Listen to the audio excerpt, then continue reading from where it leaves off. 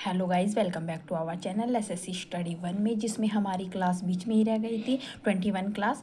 तो आइए 21 क्लास का जो छूटा हुआ पार्ट है उसको कवर कर लेते हैं एंड उसके बाद हम 22 क्लास को कवर करेंगे। यहाँ पर देखिए 9 क्या है हमारा, किण्वन यानी फर्मेंटेशन। अब यहाँ पर देखिए यह एक जैव रासायनिक प्रक्रिया है। लुई पंचश्रेयन ने प्रथम बार इसके बारे में बताया। सूक्ष्म जीवों द्वारा यौगिक का विघटन होता है, यानी इसमें क्या होता है, सूक्ष्म जीवों द्वारा इसमें जो हमारे यौगिक होते हैं उनका विघटन होता है। किण्वन से शराब, अल्कोहल, ब्रेड, केक, दही का निर्माण किया जाता है।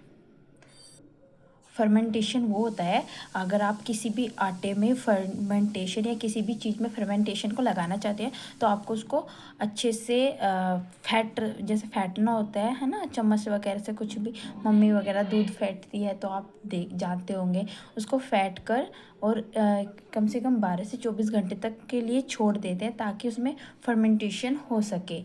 यानी जो वो आप देखते हैं ब्रेड के अंदर फफूंदा हुआ सा भाग होता है जो कि फर्मेंटेशन को दर्शाता है। अब नेक्स्ट देखिए, यहाँ पर ऑक्सीजन में यहाँ पर देखिए ऑक्सीजन से जुड़ा, यानी ऑक्सीजन में हमें 5 चीज़ों का ध्यान रखना है जो ऑक्सीजन से जुड़ते हैं, हाइड्रोजन से अलग होते हैं और इलेक्ट्रॉन डोनेट यानी दान करते हैं और उनके ऊपर पॉजिटिव चार्ज रहता है। तो इन सभी में ऑक्सीकरण माना जाता है। ठीक है, नेक्स्ट देखिए, यहाँ पर एग्जाम्पल देखिए, ये क्या है, Na सोडियम, और ये जो हमारा सोडियम है ये क्या कर रहा है, तो इलेक्ट्रॉन दान कर रहा है। देखिए इलेक्ट्रॉन के ऊपर क्या है, माइनस का चिन्ह, यानी ये इलेक्ट्रॉन दान कर रहा है और इसके ऊपर कौन सा चार्ज है, तो ये पॉजिटिव चार्ज को दर्शाता है, प्लस। अब यहाँ पर ऐसे देखिए Zn, और Zn के ऊपर कैसा चार्ज है, पॉजिटिव चार्ज है, और ये क्या कर रहा है, जिंक इलेक्ट्रॉन दान में दे रहा है। अब यहाँ पर देखिए C+O2 यानी कार्बन ऑक्सीजन से जुड़ रहा है। तो यानी कोई चीज़ अगर ऑक्सीजन से जुड़ती है तो उसमें क्या होता है, ऑक्सीकरण होता है। तो ये कार्बन ऑक्सीजन से जुड़ रहा है तो क्या हो रहा है, ऑक्सीकरण हो रहा है। यहाँ पर ये जो हमारा ऑक्सीकरण है ये हो रहा है। अब यहाँ पर देखिए 4NH3 प्लस 5O2, और यहाँ पर देखिए फिर क्या हुआ है, यहाँ पर इन दोनों के साथ 4NO प्लस 6H2, और ये जो हमारा 4NO है ये अलग हो गया किससे, हाइड्रोजन से। तो यहाँ पर देखिए जब भी हाइड्रोजन से कुछ अलग होगा तो वो क्या कहलाएगा, ऑक्सीकरण। चलिए नेक्स्ट देखिए, ये क्या है, ये है हमारा, अभी हमने 10वां ऑक्सीकरण को पढ़ लिया है। अब हम 11 देखेंगे, अपचयन यानी रिडक्शन। अब यहाँ पर देखिए, अब इसका उल्टा, यानी अब इसका उल्टा होगा, जो हाइड्रोजन से जुड़ेगा ऑक्सीजन से अलग होगा, इलेक्ट्रॉन ग्रहण करेगा और उसके ऊपर नेगेटिव चार्ज रहेगा। एग्जाम्पल देखिए, यहाँ पर दिख रहे होंगे आप सबको, Na यानी सोडियम, ये क्या कर रहा है, इलेक्ट्रॉन दान कर रहा है, दान नहीं कर रहा है इलेक्ट्रॉन, यानी दान दिए इलेक्ट्रॉन को इसने ग्रहण किया और ये क्या बन गया, Na। अब ऐसे यहाँ पर Zn जो हमारा Ze इलेक्ट्रॉन था जो कि दान किया जा रहा है, तो वो इसने ग्रहण कर लिया और ये क्या बन गया, Zn।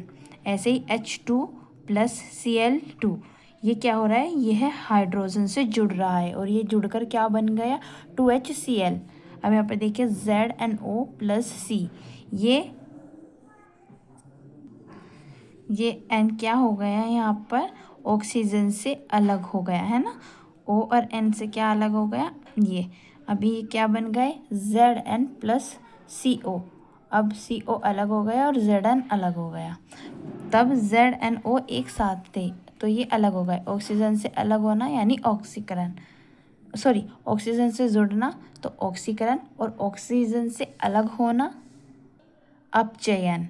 नेक्स्ट देखते हैं। अब यहाँ पर देखिए ऑक्सीकारक। ऑक्सीकारक यानी जो इलेक्ट्रॉन ग्रहण करते हैं, O2, O3, HNO3, Cl2, PbO2, ये सब क्या करते हैं, इलेक्ट्रॉन ग्रहण करते हैं, यानी इनको ऑक्सीकारक कहा जाता है, ऑक्सीकारक कहा जाता है। सेकंड देखिए अपचायक। यहाँ पर देखिए यह इलेक्ट्रॉन त्याग करते हैं, और यह कौन कौन होते हैं, एग्जाम्पल में H2, H2S, H2O2, SO2, ये सब क्या करते हैं, इलेक्ट्रॉन त्यागते हैं। अब 12वां देखिए हमारा रेडॉक्स। यह ऑक्सीकारक एवं अपचयन एक साथ होता है, यानी जहाँ ऑक्सीकरण और अपचयन दोनों एक साथ होगा वहाँ क्या होगा, रेडॉक्स होता है। तो यहाँ पर एग्जाम्पल देखिए C4SO4 प्लस Zn, और ये क्या बन गया, ZnSO4 प्लस Cu। अब यहाँ पर देखिए ये कहना क्या चाह रहा है, तो यहाँ Zn तथा CuSO4 का ऑक्सीकरण तथा CuSO4 तथा Cu का अपचयकरण हो रहा है। ठीक है, अब यहाँ पर देखिए हम कुछ महत्वपूर्ण अभिक्रियाएं। पहली कौन सी रहेगी हमारी, हैबर विधि। यह NH3 निर्माण की होती है, यानी NH3 किस विधि से इसका निर्माण होता है, तो आप बताएंगे हैबर विधि से। H2SO4 के निर्माण विधि कौन सी होती है, तो संपर्क विधि होती है। अब यहाँ पर देखिए HNO3 के निर्माण की विधि कौन सी होती है, तो आप बताएंगे ओस्टवाल्ड विधि होती है। तो कौन सी बताएंगे आप, ओस्टवाल्ड विधि होती है, किसके निर्माण के लिए होती है, HNO3 के निर्माण के लिए। फोर्थ देखिए डिंकन विधि, यह किसके निर्माण के लिए होती है, तो Cl2 के निर्माण के लिए होती है, और ये क्या होती है हमारी, कैलोरीन, क्या बनता है, कैलोरीन। अब यहाँ पर देखिए मर्क विधि किसके निर्माण के लिए होगी, H2O2 बनाने की होती है, हाइड्रोजन पर ऑक्साइड। स्वार्टर्ज अभिक्रिया CFC के निर्माण की विधि होती है, कैलोरीन, इसको क्या कहा जाता है, तो कैलोरी फ्लोरोकार्बन कहा जाता है, और यह फ्यून गैस होती है, इसका यूज़ नहीं होता, यानी अब इसका यूज़ नहीं किया जाता, पहले किया जाता था। अब हमारी क्लास 22 स्टार्ट होती है, यानी 22वीं क्लास, जिसमें हमारा टॉपिक अवृत सारणी रहेगा। अब इसमें पहले हम बेसिक से देखेंगे, तो तत्वों का वर्गीकरण। इस अवृत सारणी को किसने बांटा, कितने तत्वों में बांटा, तो पहले हम उनका देखेंगे जो अवृत सारणी से भी अलग तत्व हैं और उनको बांटा गया है। तो तत्वों का वर्गीकरण, सबसे पहले तत्वों को किसने बांटा था, तो एंटोनी लेवाइसियर ने तत्वों को 2 प्रकार में बांटा, धातु और अधातु। आगे देखिए, फिर आते हैं हमारे सेकंड डॉर्बेरिन, इन्होंने किस भाग में बांटा, तो हमारे जो डॉर्बेरिनर थे इन्होंने त्रिक नियम दिया था, जिसमें 3 तत्वों के समूह बनाए गए थे। किस प्रकार बने थे, तो वे समूह आप देख सकते हैं इसमें, आई होप आपको अच्छे से दिख रहा हो। तो एग्जाम्पल देखिए क्षारीय धातु, फिर कौन सी रहेगी, क्षारीय मादा धातु, जैसे कि क्षारीय धातु में हम क्या ले लिए, 3 तत्व, फिर क्षारीय मादा धातु में कितने ले लिए, 3 तत्व, यानी 3 एलिमेंट्स लिए, जिसके कारण इस विधि को त्रिक नियम कहा जाता है। किसका, डॉर्बेरिनर का। ठीक है, पहला सारी जो धातु है उसमें क्या क्या लिया, लिथियम, सोडियम और पोटेशियम। इनका औसत क्या है, तो 10%, 15 और 20। इसमें क्या लिया क्षारीय मृदा में, तो Be बेरिलियम, मैग्नीशियम और कैल्शियम। और ये तीनों क्या बने, ग्रुप ऑफ 3 एलिमेंट्स। ठीक है, अब यहाँ पर देखिए इसका इनका कॉन्सेप्ट सिद्धांत किस पर आधारित है, तो परमाणु द्रव्यमान पर आधारित है।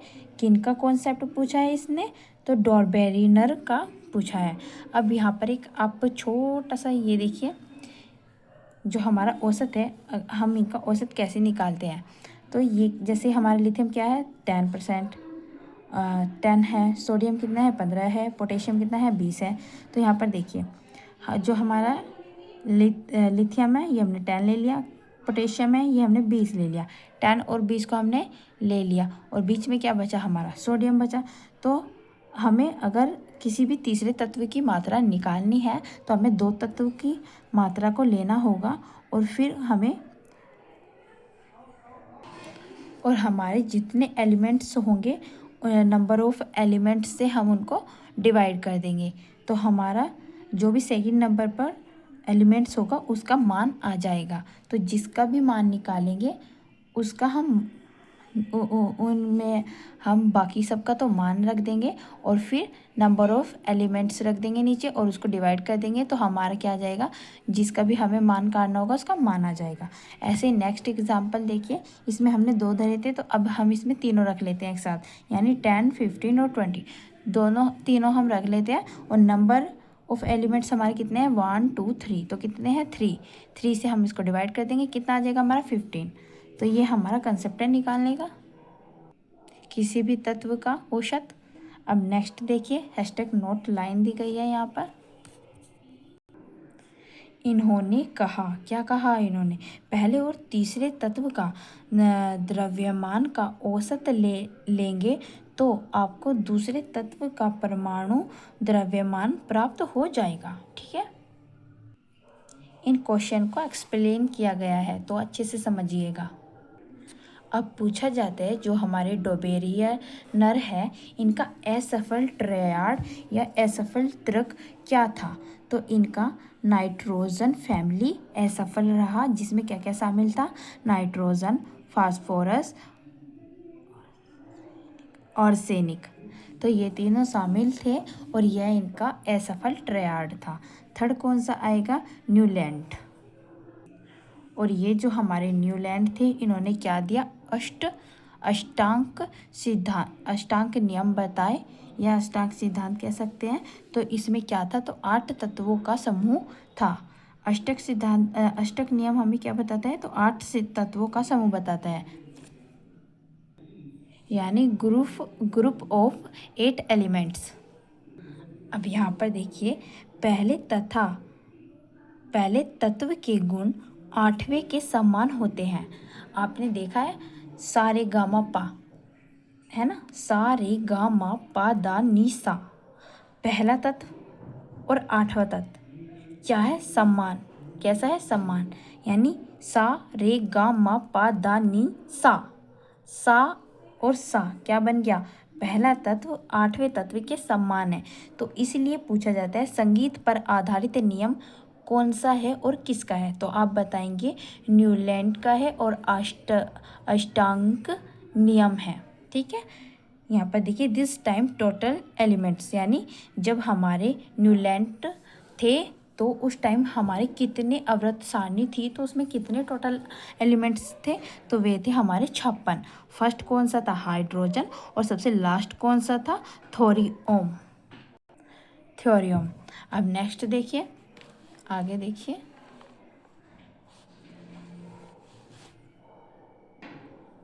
यहाँ पर देखिए इसका सीक्वेंस किस पर आधारित था, तो परमाणु द्रव्यमान पर इसका सीक्वेंस आधारित था। 4 कौन थे हमारे, मेंडलिक। कौन थे हमारे 4th, मेंडलिक। और इन्होंने 1869 में बताया अवृत्त सारणी का विकास, यानी इन्होंने अवृत्त सारणी के बारे में कब बताया, 1869 में बताया। और अवृत्त सारणी का प्रकाशन कब किया इन्होंने, 1872 में किया। 1869 में आवर्त सारणी का विकास किया।